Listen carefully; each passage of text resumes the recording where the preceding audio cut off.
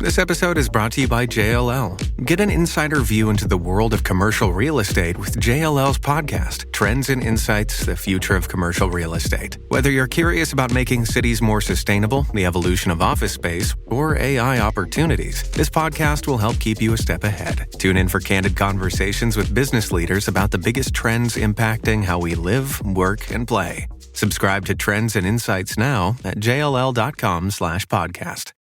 Warning, this episode contains harsh language, graphic violence, gore, and descriptions of sexual assault. Listener discretion is advised.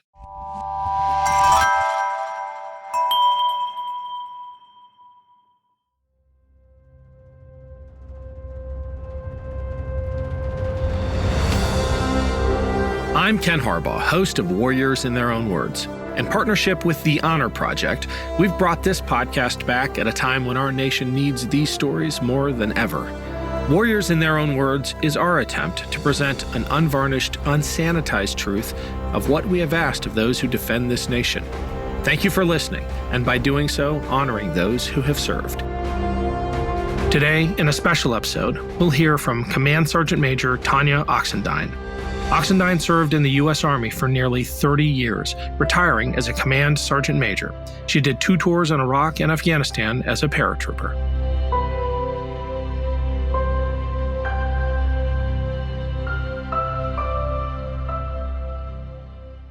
My name is Tonya Oxendine, and I served in the United States Army for nearly 30 years.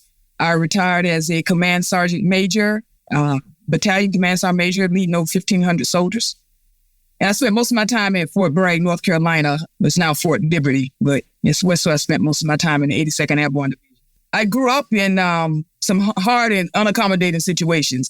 I didn't have anybody that I looked up to. Like I said, I didn't know anything about the military. I didn't have someone that, said, "Hey, I'm in the military, join the military." It was nothing like that. Or people around me like that. Positive people, so to speak. Later on in life, I realized that my uncle had served in Vietnam, but he was not around. I joined because we were poor. My mother was a single parent of me and my brother, and we were on food stamps, welfare. We lived in an old blue wooden house on a dirt road. It had no street lights.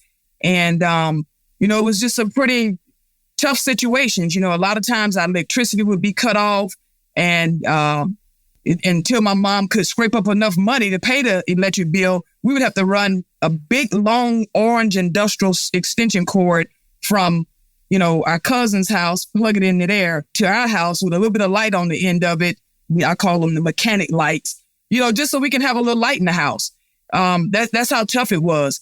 But I knew deep down in my head that I did not want my life to consist of, food stamps and extension cords and the abuse and the fighting and all this stuff. I knew that from a little girl, because I had endured some things as a child, as a little girl, that no little girl should have to endure. I'll straight out and say, rape, that's what it was. They can call it molestation, abuse, sexual abuse, and all this. It was rape. I mean, I didn't have a say-so in what the heck was going on to my body. So I knew that I was not going to stay there on that dirt road. I knew that I was not going to stay in St. Augustine, that I had to leave some kind of way. And I knew that although I wanted to go to college after I was in high school and that stuff, it just seemed like it wasn't an option for me. So one day I was just walking down the street, as I usually do, just going over to one of my friend's house. And I kind of looked over to the left and, saw these buildings and the recruiting station. It said military recruiting or whatever it was. And I walked over there, just lollygagging, and walked over there and went to the first door. And the first door happened to be the Army. If the first door was the Marines, I would be a Marine, and so on and so forth. So the first door was the Army's door. And that's how I ended up joining the military. I was Sergeant First Class when I went to airborne school, which is also a story within itself. No, I had no idea. I didn't know anything about rank structure or, what it entailed. When don't remember everything, but by the time I left the recruiting station, go back home, said, I'm going to join the Army, came in on the delayed entry program, shipped off the basic training. Back then, I don't know how they still do it now, but they showed videos and they showed, these different videos of what MOS you could choose and this type of stuff. And the one video that I saw was, it's crazy. They did showed, going through the mud and all this stuff and firing your weapon and all these different things. And part of the video was this young lady had a really nice uniform on and she had on a skirt and this thing. And it looked I don't know, she looked so professional. And I said, well, I want to do what she's doing. And it happened to be, And it happened to be, Adjutant General's Corps. So human resources. And so I got into, that was my job, human resources, Adjutant General Corps. And then some time went to some non-commissioned officer, educational schools, SOESs and that. And I saw this gentleman, I was in a mid-level course, and the most handsome man I could ever almost see walks past or comes in the classroom during this training. And I said, damn, he looked good. He had this burgundy beret on and it was just, fitting just right. His uniform was, like they sewed it on him. Boots shining. I said, I don't know what he do or what he got going on, but I want to be a part of it. Come to find out he was in the 82nd Airborne Division. And after training, I put in my application, put in my packet to go to airborne school, went to airborne school as I think I was 30 something, early 30s. And went to airborne school. And I wanted to be where he was at, 82nd Airborne Division. And his name was, last name was Prince. Hector Prince. I'll never forget that. And so that's how I ended up in the 82nd Airborne Division. So, our childhood wasn't, the best, so to speak, because of, just because of the sexual assault and rape and all that kind of stuff. And I dealt with some of the same things in the military. Harassment, and then a rape in basic training, and then some other harassment in some later years. But after I started making the rank and stuff, that stuff ceased to exist. And so then I was at a point where I could, help some other people and notice some shit really quick off the bat. But, it started when I joined in basic training. And I'll never forget, I was pulling CQ, charge of quarters, in the barracks. And I was on, you're in the bays. You got these long hallways. And I'm on one end of the hallway and the other female is on one end of the hallway. And it's early in the morning. We have this early morning shift. I don't know, probably 2 o'clock, say 02, but about 2 o'clock in the morning, and we pull hour shifts with your battle buddy.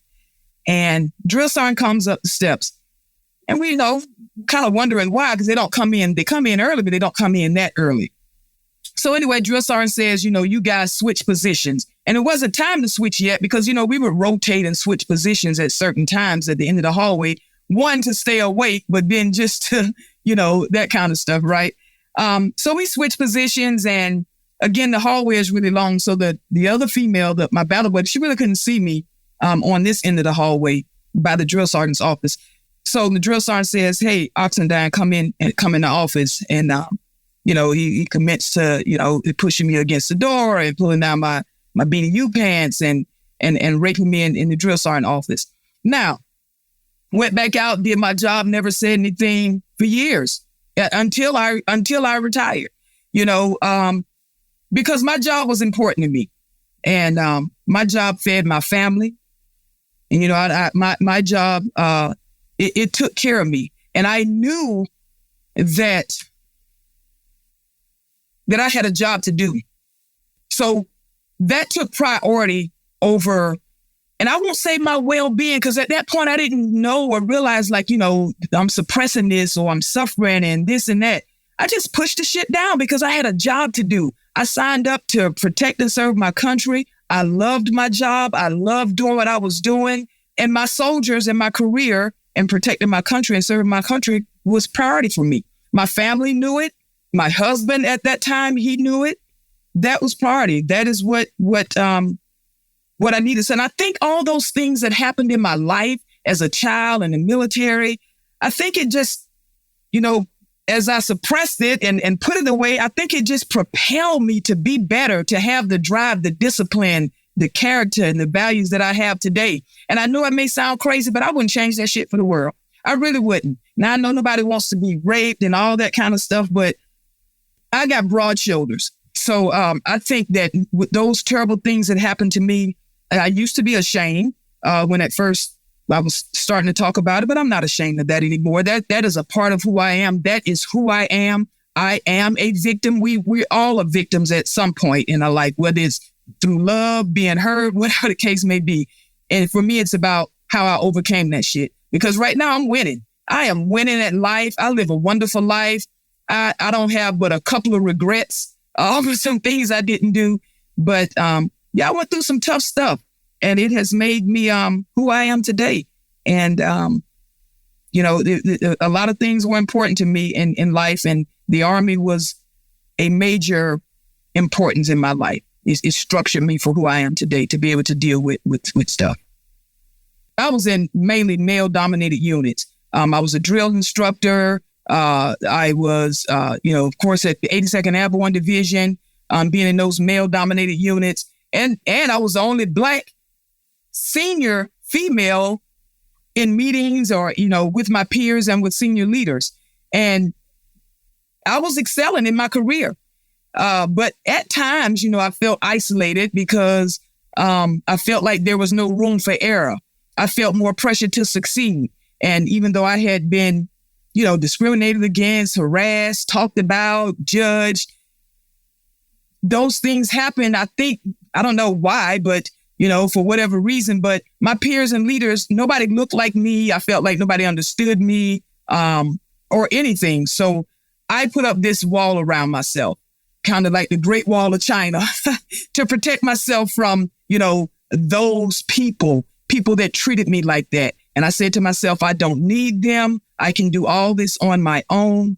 I am an independent woman. I can take care of myself. So I put this wall up, and, but that wall kept me isolated, just like the Great Wall of China kind of kept people isolated within, although it was built to protect them, but it kept them isolated. And my wall kept me isolated.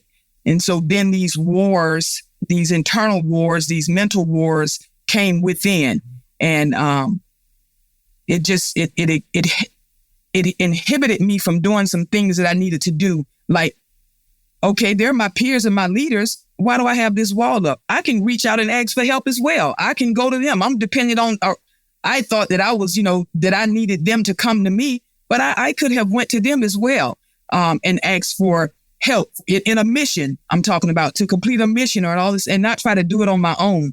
Because what I did learn from being in these type of units and being in male dominated units and different things, and what it has taught me and being a senior leader, is that being independent for me was the wrong thing. I was too fiercely independent, and that was wrong. And it almost cost me my life, so I had to learn interdependence, that, I don't have to do this alone, that I can have my team, that we need other people around us to help us, to be influenced by others, to reach out and, like I said, ask for help, or to go to someone and offer them an olive branch. And, so I just had to learn that. And although some people did treat me badly, it was a lot of people that did not treat me badly, and they had my best interests at heart. Just those few people, like the drill sergeant that raped me, just those few people, like a few senior NCOs or a few officers that may have sexually harassed me or harassed me. That's few. Those are the anomaly. I'm talking about the majority of people in the military were good to me. I had some great leaders. The military has shaped me to who I am now, and it's really reflected positively on my life. The military provided me opportunities for personal and professional growth, where I was able to push my limits. It provided me a chance to become stronger, more reliable, and just more suited for life. I discovered strengths in the Army that I didn't know that I had. So I'm thankful for the Army, despite the terrible things that happened. I am thankful for my childhood, despite the terrible things that happened, because at the end of the day, I still have to continue to move on and continue to lead And that's for my entire life. If anything, I've learned that leadership is a people's business. It's about taking care of people. And good order and discipline, all that stuff that comes with it.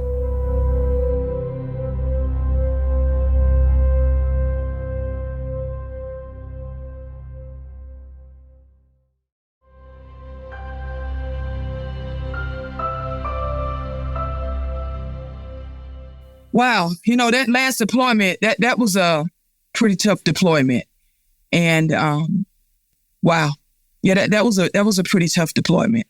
When I deployed to Iraq and Afghanistan, in Iraq we lost a soldier of mine, Staff Sergeant Francisco Martinez, by a roadside bomb, and that was tough on all of us.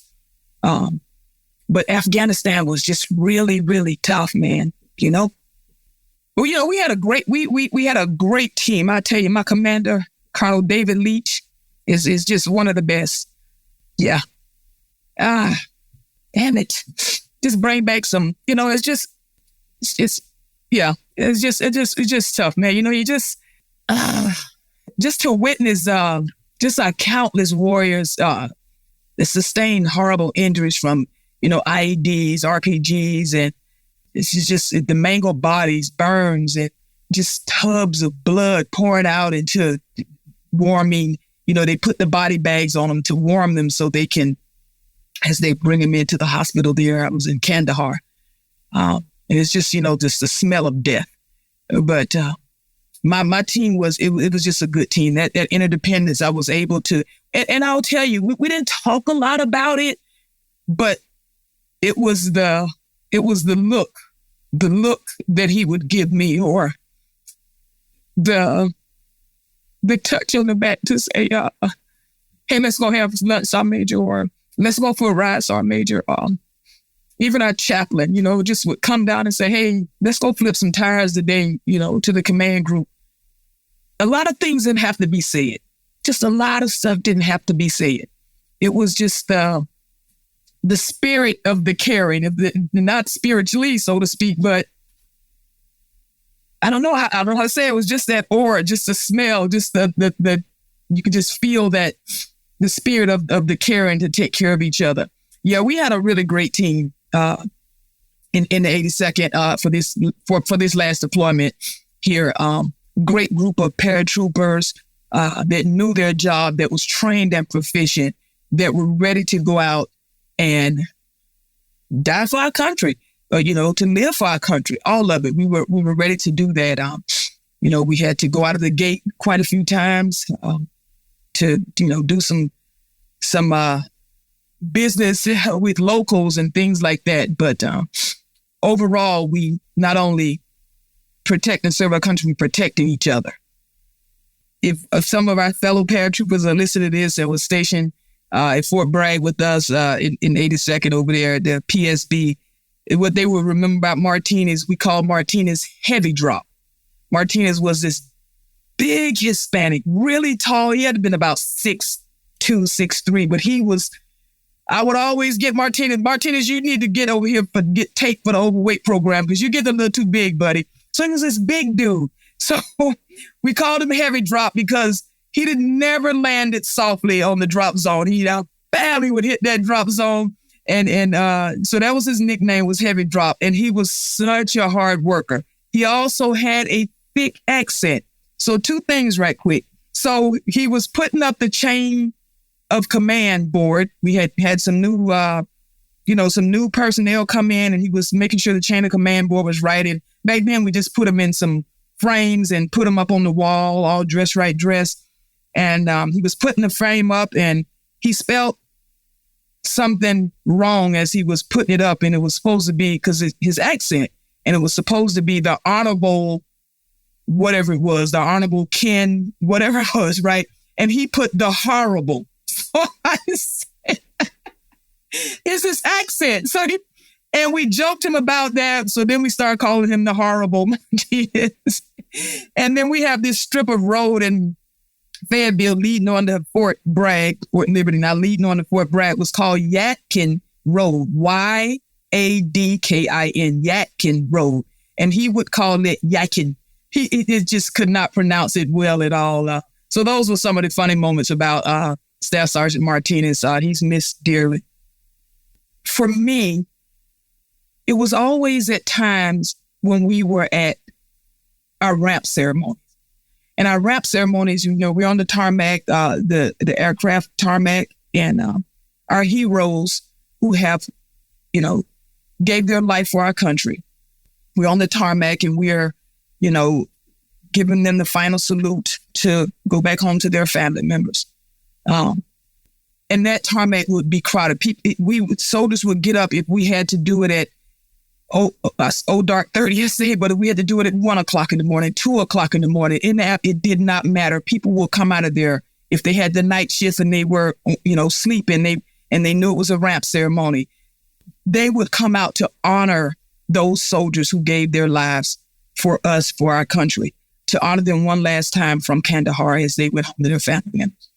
And that to me, when you look around and you see a sea of people, and not just soldiers, civilians, retirees, because, it takes all of us to help this country. And you see a sea of people standing there at a proud salute or a hand over their heart. That's teamwork. It gets no better than that for me. It gets no better than taking care of people. It gets no better for me than seeing that love, and I can't forget it. It's embedded in my head. I've done it so many times. On behalf of the President of the United States Army, and a grateful nation, please accept this flag as a symbol of our appreciation for your loved ones' honor and faithful service. Never forget it. It's embedded in my memory. That is what this is. Although that's so tragic, we come together and we take care of each other. Interdependence for me is so important because, like I said earlier, being so fiercely independent almost cost me my life while I, at a point in some years ago. So teamwork it means a lot to me. I remember after redeploying, they sent most of the seniors to DC, to the Pentagon. And I remember one day I was in my office at the Pentagon and I was looking out the window. And it was such a beautiful day. So I told my colleagues, some fellow soldiers and sergeant majors, sergeant major, hey, I'll be right back. I have to go take care of some stuff. So I go downstairs and I go in the parking garage. I get my car and I said, today is a great day to go for a swim.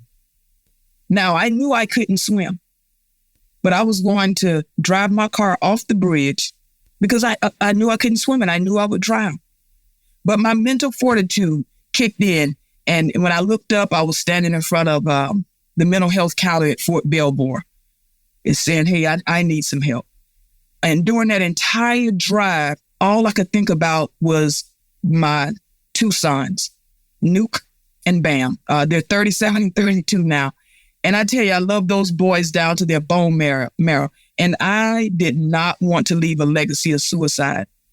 And it was 9 years. Like for 9 years, I suffered and went through, because now I needed to talk about this stuff that I had been dealing with and had suppressed.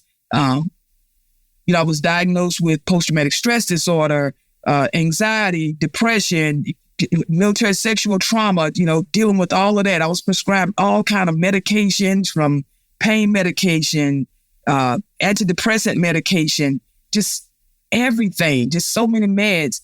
And I was struggling. So, I said, try to get a job.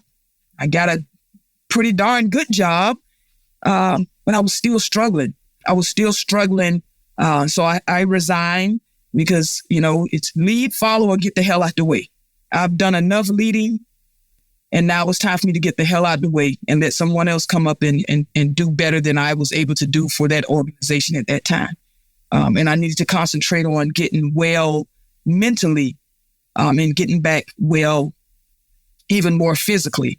But it was tough, the transition for me, missing my team that had a lot to do with it, thinking about, what am I going to do now after damn near 30 years in the Army, trying to translate. While I was Adjutant General Corps Human Resources, I hadn't done that, oh my goodness, for 15, 17, 18, 20 years, I hadn't done that job. I was a paratrooper. How do I put paratrooper or my resume, we can be translated for leadership and all that. So that part was tough, trying to translate what you do from the military to civilian terms. So that part of transition, trying to find employment, meaningful employment, that was pretty tough.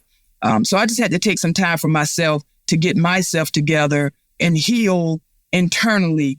While I was smiling on the outside, I was suffering on the inside. So I needed to heal internally. And I was able to do that through therapy, counseling, and that kind of stuff. And with the help of my two boys and with the program and organization that I'm a part of, Wounded Warrior Project. So I am grateful for that. Again, a team. But my transition was not an easy transition. Now, some of that was my fault as well. I didn't prepare as much as I should have prepared because I thought it would be a certain way. It wasn't, because although I worked hard in the military, I'm thinking, I'm a command sergeant major. I'll just come out here and, get this, great job and come work get me a good government job. Well, Tonya, you still have to put in the work and do a resume and all that kind of stuff as well. Yeah. So it's some of that I have to take accountability for, because it was not tough, meaning that the resources and things weren't available for me because they were. It was just tough on my part because I wasn't fully where I needed to be mentally to go out and pursue something meaningful. So I'm glad, that I took that break and was able to work for a little while and, realize that I needed to resign and step out of the way and just wait a little bit. And then now I have something that's really fulfilling to me that I'm taking care of. Back again, serving, not in uniform in that way, but still being able to serve and help veterans and help warriors. And that's with Wounded Warrior Project. Initially, no, I didn't have those doubts about the VA. When I went in, trying to figure out, what benefits, if any, that I'm authorized or entitled to, they helped me out. I mean, they put me in the right direction. It's not an easy process. It's not so streamlined and so smooth. There's some bumps in the roads. There's some wait periods and there's some timelines. No fault of my own, and sometimes no fault of the representative that may be helping you. It has to go through different levels. And I think just, I had to understand that and not necessarily accept that, but just kind of deal with it and follow up and that kind of thing. It's not an easy process, but it can be done. Again, and I'll mention Wounded Warrior Project. I'll mention some other organizations that are out there that could help soldiers with their benefits or help them navigate the VA to a point where they can get the help that they deserve or get the treatment that they deserve. Yeah, it's not easy, but it can be done. And the VA sometimes gets a bad rap, and I don't know, not for me. I appreciate it. There's still some improvement. Hell, there's still some improvement I need to do for me. I'm still growing, right? Even though I've dug my feet down deep into the soil and that, but I still got some growing to do. And I think for the most part, they are improving. I know they're doing a lot of work on women's initiatives and things like that and different things that, women need that, sometimes that men may not need. I mean, it's a male dominated world. That's just the way it is. And so, yeah, I can understand how, since we're talking about the VA, how some things were catered toward men because men were the war fighters. Men, they did a lot of stuff. And then when the females start coming in, it's just taking some time to get what we need in the system, whether it's gynecological care, whether it's a mental health care, a different kind of way. Men and women are different. Men think one way and women think a different way. My boyfriend is an Army Ranger, totally different mindset, than I may have or something, so we all deal with things a little bit different, but they are improving. And I do appreciate the VA for improving. And, with Wounded Warrior Project and other veteran service organizations out there advocating for veterans and warriors for the things that we need to help us out, to be better and to get healthier and to live the life that we deserve, I do. Like now, it's such a beautiful day. I'm like, oh man, the winds are calm and it would be a great day to jump. Yeah, I do. I do miss that. I miss it a lot. Although I do, I tell my friends, I have a saying, I'm so damn retired. Like I love my life. I love being retired, but I do miss that, whether we're riding in the vehicles, going to the drop zone, or all of us on the aircraft, and the Air Force, mapping the earth and or different things. I miss that a lot. I miss, our runs together. I miss training together. I miss, just going in the dining facility, serving soldiers during the holidays. Yeah, I do miss that. I miss my team, just like and I hear some retirees say, I don't miss nothing about it. Well, I miss them just like my mom passed over 30, almost 40 years ago. I still miss her sometimes, So yeah, I do. I miss that. I pride myself on being a pretty darn good leader, but I had to learn a lot to be a successful leader. Because when I was a young soldier and then coming in the military, I had the big head. You couldn't tell me nothing. I knew it all.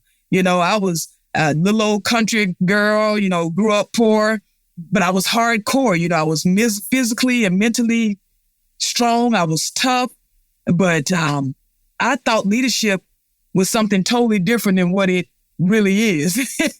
I thought that leadership, my idea of being a successful leader back then as a young soldier coming in, a little wee paratrooper, not even paratrooper because I figured it out before then, but as a young soldier, probably, I was about 27, 20 something. Maybe probably when I was on the trail, I had to figure as a drill sergeant, say trail. When I was a drill sergeant, I think maybe that was around the time it was my aha moment, because I thought successful leadership meant that everybody else was down here at the bottom and I was up here on the top, but that was not success. That's not successful leadership. That's sickness. Like, I had to really learn to let the air out of my big head and learn that leadership was about influencing people, inspiring people, motivating people, and getting the best out of people. Yeah. So, and then once I figured that out and said, hey, this is what leadership is about, and this is what you have to do. It's about, taking care of people. And again, excelling in my career and making it to the top. Yeah, I just, put my head down and dug my feet in and tried to strive for my max potential. And I think a lot of times that most life forms, whether it's plants or whatever, they strive for the max, except some people. And I'm glad I figured that out, because when I look at it, you say, well, how tall can a tree grow? Well, a tree strives for its max. It grows as tall and as high as possible. Trees don't grow half, but sometimes I think people only do half. And I wanted to strive to the max. And I was able to do that because I had the dignity of choice, again, my drive and discipline to be able to do that. And I think, we get stuck sometimes and we think that we have to repeat the same thing we did last year, and we don't. We can tear up last year's plan and we can develop a new plan. We can do something different. So, just leadership and in the military, I've learned to take the good, the failures, and the rewards. And like I said earlier, as I reflect positive back on the military, it really provided me a chance to become stronger and just more reliable for life. That was Command Sergeant Major Tonya Oxendine. To learn more about her and the Wounded Warrior Project, click the link in the show description. Thanks for listening to Warriors in Their Own Words. If you have any feedback, please email the team at kharbaugh@evergreenpodcasts.com. We're always looking to improve the show. And if you enjoyed this episode, don't forget to rate and review. Warriors in Their Own Words is a production of Evergreen Podcasts in partnership with the Honor Project. Our producer is Declan Roars. Bridget Coyne is our production director, and Sean Ruhl-Hoffman is our audio engineer. Special thanks to Evergreen executive producers Joan Andrews, Michael DeAloya, and David Moss. I'm Ken Harbaugh, and this is Warriors in Their Own Words.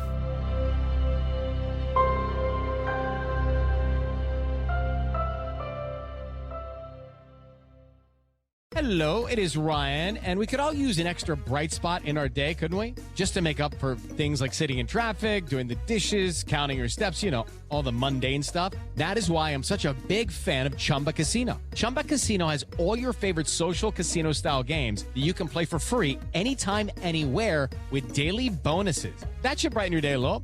Actually, a lot. So sign up now at ChumbaCasino.com. That's ChumbaCasino.com. No purchase necessary. VGW Group. Void where prohibited by law. See terms and conditions. 18+.